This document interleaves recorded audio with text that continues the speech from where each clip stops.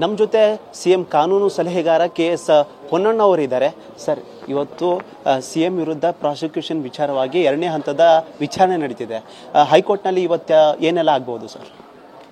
ಹೈಕೋರ್ಟ್ನವರು ಹೋದ ತಾರೀಕಿನಲ್ಲಿ ಎಲ್ಲ ಪ್ರತಿವಾದಿಗಳು ತಮ್ಮ ಉತ್ತರವನ್ನು ಕೊಡಿ ಅಂತೇಳಿ ಮತ್ತು ಪ್ರತಿವಾದಿಗಳು ಸಂಪೂರ್ಣವಾಗಿ ಅವರು ಉತ್ತರ ನೀಡಿದ ನಂತರ ಈ ಪ್ರಕರಣವನ್ನು ಕೈಗೆತ್ತಿಕೊಂಡು ಪೂರ್ಣವಾದಂಥ ವಾದವನ್ನು ಮಂಡನೆ ಮಾಡಲಿಕ್ಕೆ ಅವಕಾಶವನ್ನು ಕೊಡ್ತೀನಿ ಅಂತ ಹೇಳಿದರು.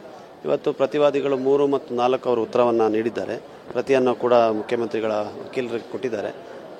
ಮತ್ತು ನಾವು ನಮ್ಮದೇ ಸಿದ್ಧತೆಗಳನ್ನು ಮಾಡಿದ್ದೀವಿ. ಎಲ್ಲ ಉಚ್ಚ ನ್ಯಾಯಾಲಯದ ತೀರ್ಪುಗಳಿರ್ಬೋದು, ನಮ್ಮ ನ್ಯಾಯಾಲಯದ ತೀರ್ಪುಗಳಿರ್ಬೋದು, ಇದೆಲ್ಲವನ್ನು ನಾವು ತಯಾರು ಮಾಡಿ ಪೂರ್ಣವಾದ ಮಂಡನೆಯನ್ನು ಮಾಡಲಿಕ್ಕೆ ನಾವು ಸಿದ್ಧತೆಯನ್ನು ಮಾಡಿದ್ದೀವಿ, ತಯಾರಾಗಿದ್ದೇವೆ.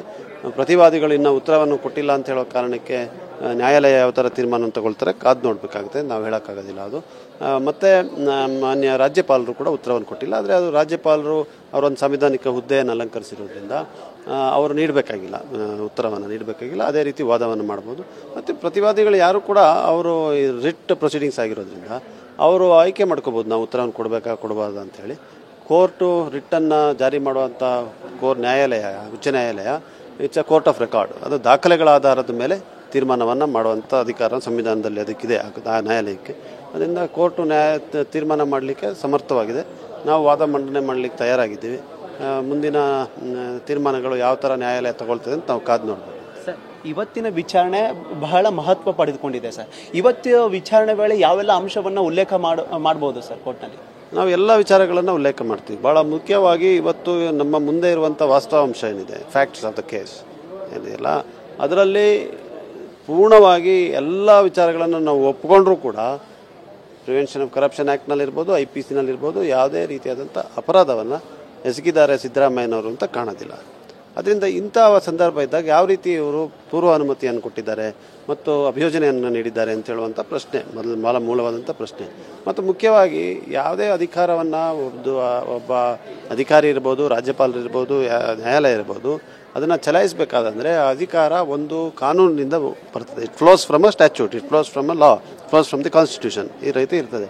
ಅದರಿಂದ ಇವರಿಗೆ 17A ಬಂದಿರುವಂಥ ಅಧಿಕಾರ ಇದು. ಈ 17A ಅಧಿಕಾರವನ್ನು ಯಾವ ರೀತಿ ಚಲಾಯಿಸಬೇಕು ಅಂತ 17A ಇದೆ. ಅದು ಎಲ್ಲ ಈ ಅಂಶಗಳೇ ಇಲ್ವಲ್ಲ. ಅದರಲ್ಲಿ ಏನು ಹೇಳ್ತಾರೆ, 17A ಡಿಸಿಷನ್ ತಗೊಂಡಿರಬೇಕು, ತೀರ್ಮಾನವನ್ನು ತಗೊಂಡಿರಬೇಕು, ಯಾವುದಾರ ಸೂಚನೆಯನ್ನು ಕೊಟ್ಟಿರಬೇಕು, ರೆಕಮೆಂಡೇಶನ್ ಮಾಡಿರಬೇಕು ಅಂತ ಹೇಳ್ತಾರೆ. ಅದಿಲ್ಲ ಅಂತ ಎಲ್ಲರಿಗೂ ಕೂಡ ಗೊತ್ತಿದೆ. ಅಂಥದ್ದು ಯಾವುದೂ ಕೂಡ ಇದರಲ್ಲಿಲ್ಲ ಈ ಪ್ರಕರಣದಲ್ಲಿ ಅಂತ ಆದರೂ ಕೊಟ್ಟಿದ್ದಾರೆ. ಅದರಿಂದ ಇದೆಲ್ಲವನ್ನು ನಾವು ವಾದವನ್ನು ಮಾಡ್ತೀವಿ. ಮತ್ತು ಇಂಥ ಸಂದರ್ಭದಲ್ಲಿ 17A ಇರೋ ಸಂದರ್ಭದಲ್ಲಿ ಪೊಲೀಸ್ ಅಧಿಕಾರಿಗಳೇ ಕೇಳಬೇಕು, ಇದು ಯಾರೋ ನಾಗರಿಕರು ಕೇಳಲಿಕ್ಕೆ ಆಗೋದಿಲ್ಲ ಅಂತ ಹೇಳುವಂಥದ್ದೆಲ್ಲ ಕಾನೂನಿದೆ.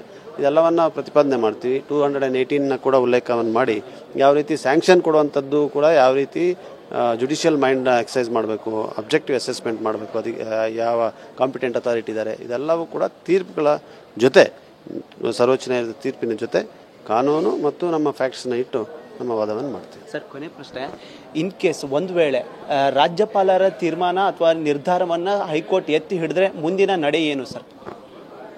ಎತ್ತು ಹಿಡಿದರೆ ಅಂತ ಹೇಳುವಂಥ ಪ್ರಶ್ನೆಗೆ ನನಗೆ ಉತ್ತರ ಕೊಡೋಕ್ಕಾಗೋದಿಲ್ಲ. ನಮ್ಮ ಪರ ನ್ಯಾಯ ಇದೆ, ನಮ್ಮ ಪರ ಕಾನೂನಿದೆ ಅಂತ ಹೇಳುವಂಥ ಪೂರ್ಣ ವಿಶ್ವಾಸ ನಮಗಿದೆ. ಕಾನೂನನ್ನ ಎತ್ತುವಂಥ ಕೆಲಸ ನ್ಯಾಯಾಲಯಗಳು ಮಾಡ್ಕೊಂಡು ಬಂದಿದೆ. ಈ ಪ್ರಕರಣದಲ್ಲೂ ಕೂಡ ಮಾಡ್ತದೆ. ನ್ಯಾಯ ನಮಗೆ ಸಿಗ್ತದೆ. ನ್ಯಾಯಾಂಗ ವ್ಯವಸ್ಥೆಯಲ್ಲಿ ನಮಗೆ ಪೂರ್ಣವಾದಂಥ ವಿಶ್ವಾಸ. ಒಂದು ವೇಳೆ ನಿಮ್ಗೆ ಏನಾದರೂ ಹಿನ್ನಡೆ ಆದರೆ ಅಲ್ಲ, ಹಿನ್ನಡೆ ಆಗುತ್ತೆ ಅಂತ ಹೇಳಿ ನಾವು ಈಗಲೇ ಹಿನ್ನಡೆ ಆಗುತ್ತೆ ಅಂಥೇಳಿ ನಾವು ತೀರ್ಮಾನಗಳನ್ನು ತಗೊಂಡು ಯಾವ ರೀತಿ ಮುಂದಿನ ನಡೆ ಅಂತ ನಾವು ಪ್ಲ್ಯಾನ್ ಮಾಡಲಿಕ್ಕೆ ಸಾಧ್ಯ ಇಲ್ಲ.